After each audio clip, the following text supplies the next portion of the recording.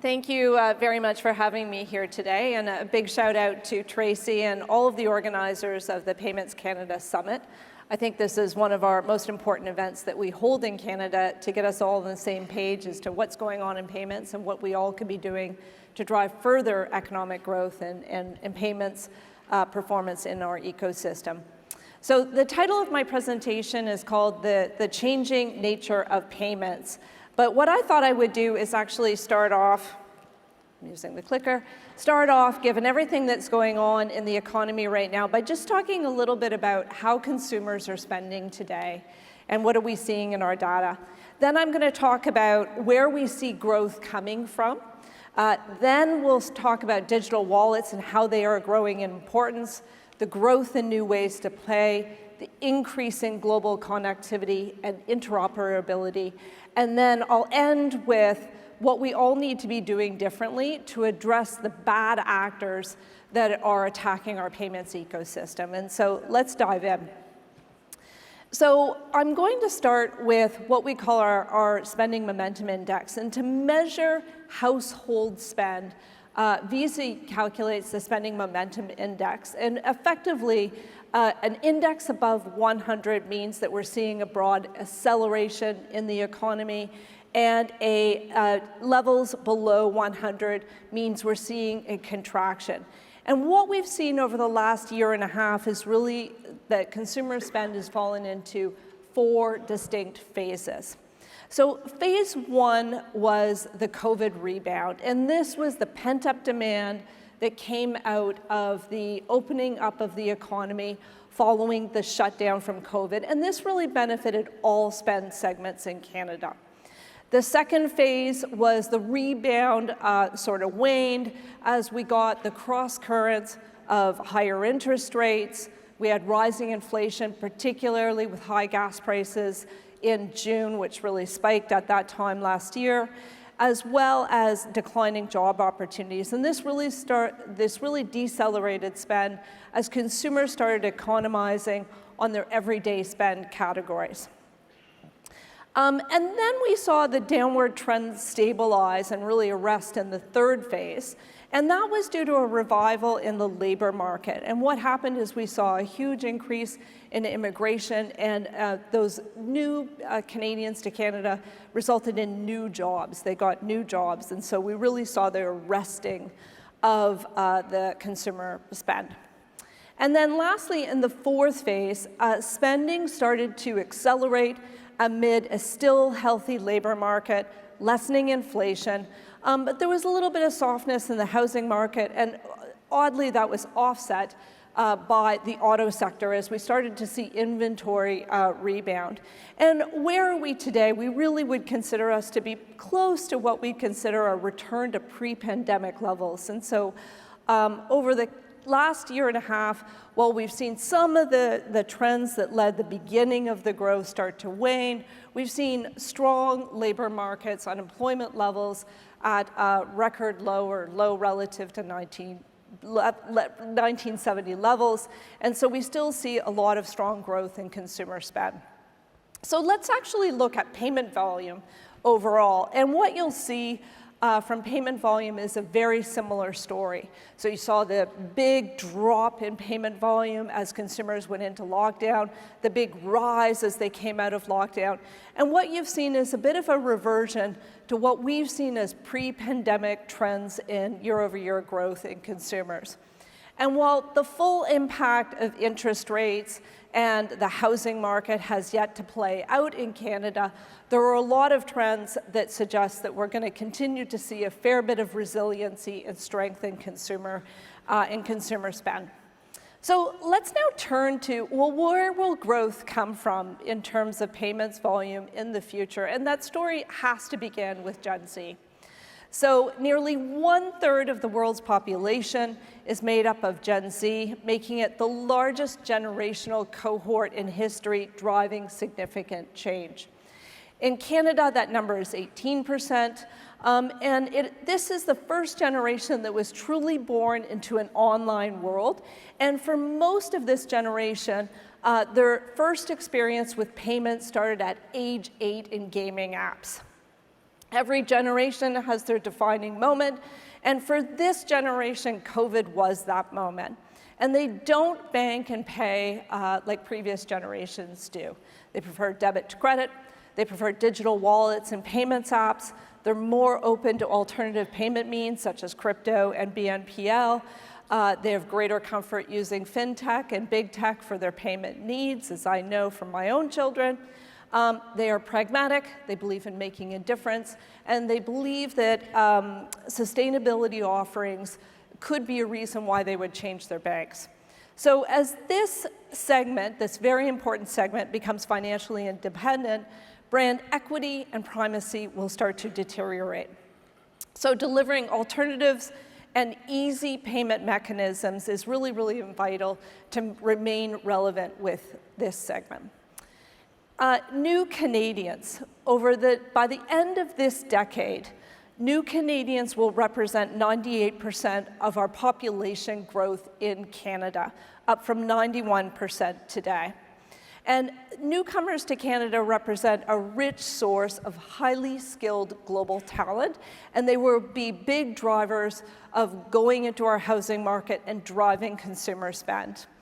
And most new Canadians come from countries where digital banking has advanced at a faster pace than it has here in Canada. And their expectations as a result are very, very high. And if we look at the white space for serving this segment, there's still too much white space to really address these growing demands that they have, such as opening a bank account before they arrive in the country, getting access to a credit card or credit, which they found difficult to do, and then cross-border needs as they need to continue to send money home to pay for loved ones and so forth. We do find that fintechs have been at the forefront of launching targeted offerings to attract this segment through mobile-first offerings, making it seamless and easy for them to access their banking services. And Wise would really be a standout in this area.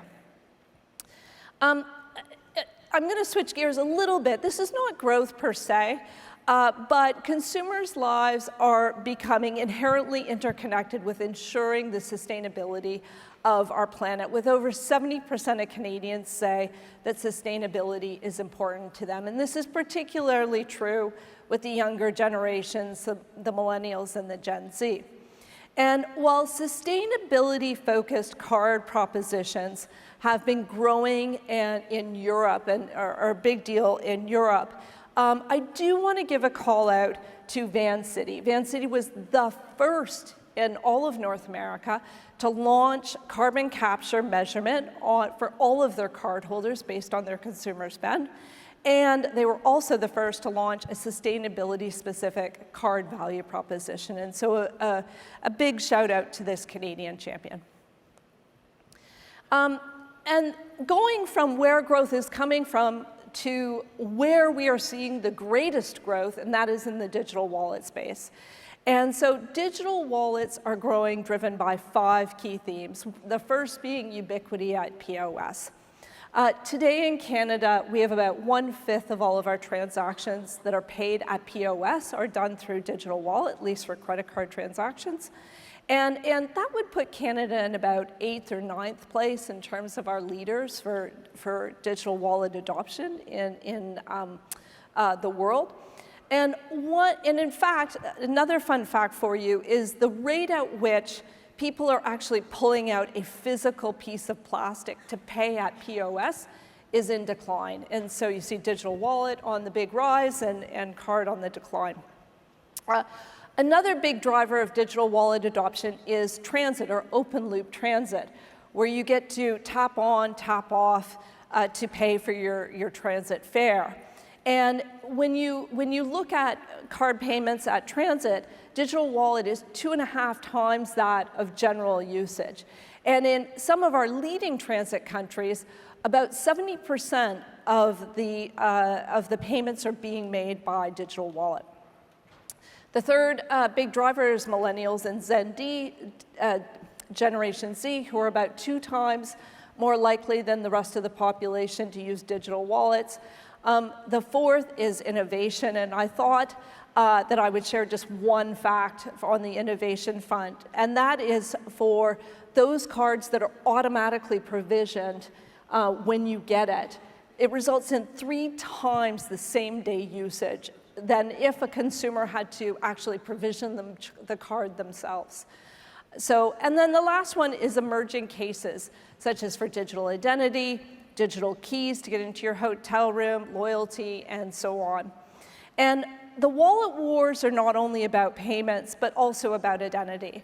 So Apple Pay has moved into Apple ID, becoming an identity wallet, and the wallets are moving to combine payment data with other valuable sources of data to become even more relevant in a consumer's life.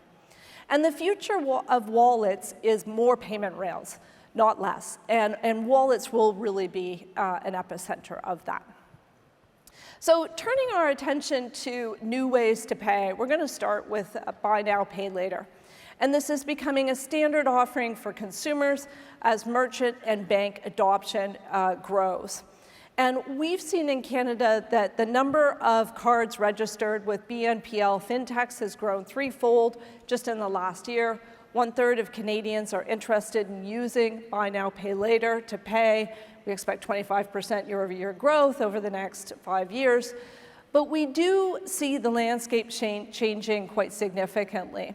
We do see fewer pure-play fintech BNPL players on the horizon as they face depressed valuations and challenges with their balance sheet. We see the growth of big tech in the BNPL space as they integrate BNPL into their checkout experience. And then we also see greater network and bank-led credential solutions that really are leveraging the existing consumer's credit line and payment mechanisms, and so that growing.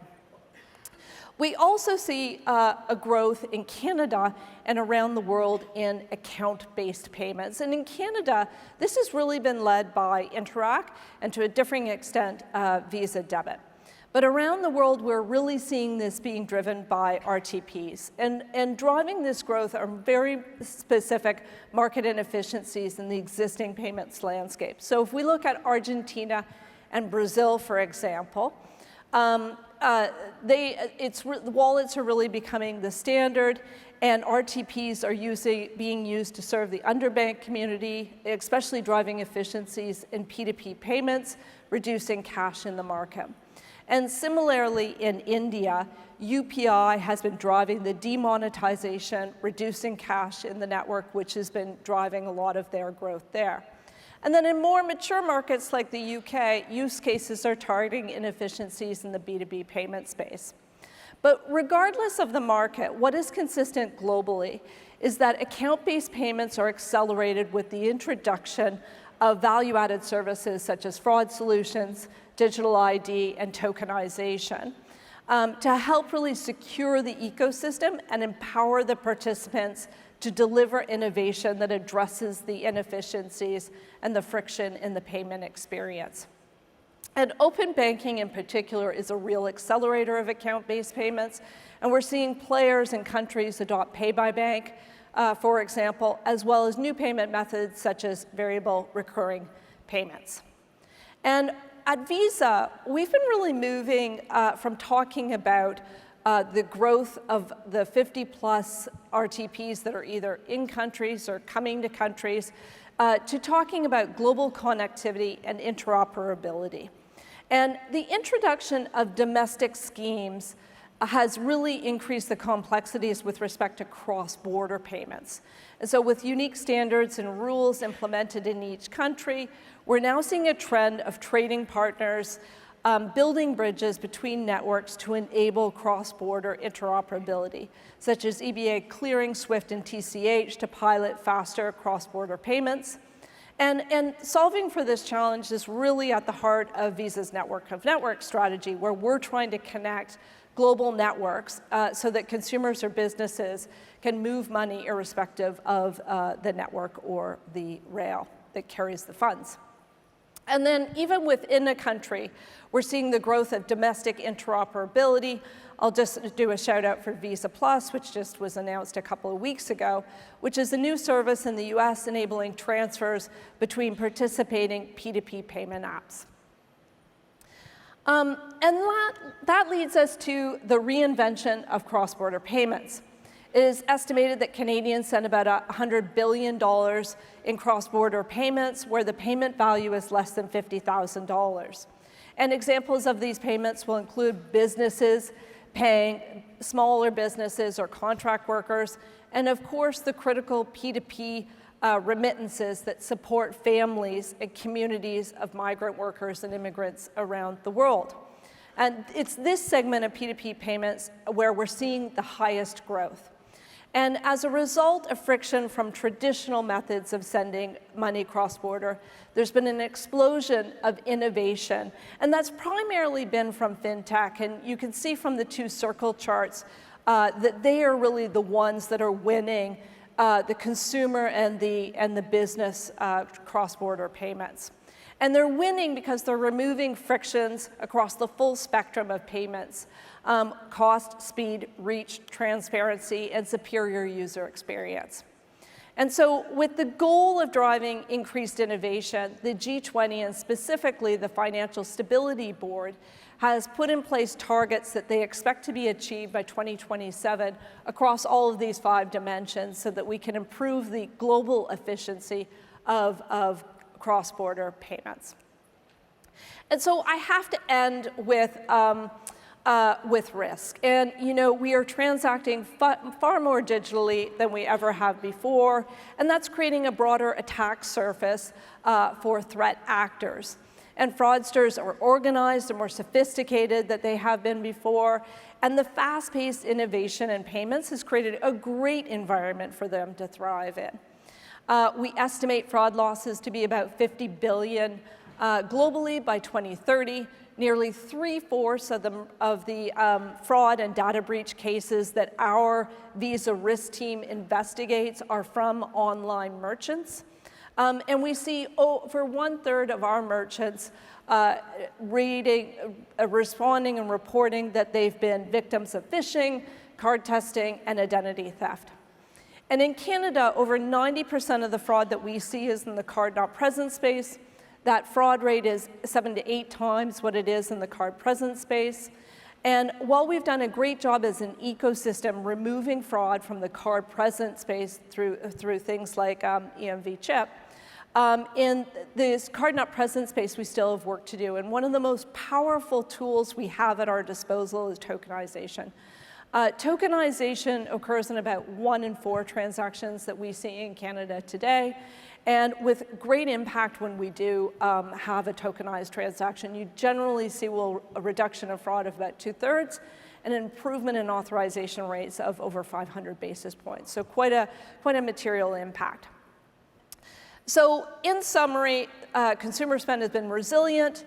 Future spend patterns have yet to be played out, but will be very dependent on our housing market and what happens with interest rates. The mix of consumers that are using payments will undergo fundamental change. That'll be led by Gen Z and our new Canadians, and they skew much more digital than previous consumer cohorts have before. Digital wallets are central to our payments ecosystem. They will grow in influence as they move to multi-rail and beyond payments into digital identity and beyond. New ways to pay will continue to expand globally and in Canada, driven by account-based payments, BNPL, and to a differing and questionable extent crypto. And then the future of payments will be multi-rail with global connectivity, and the increasing sophistication of threat actors requires accelerated action by all ecosystem participants, including everyone in this room here today. So thank you very much.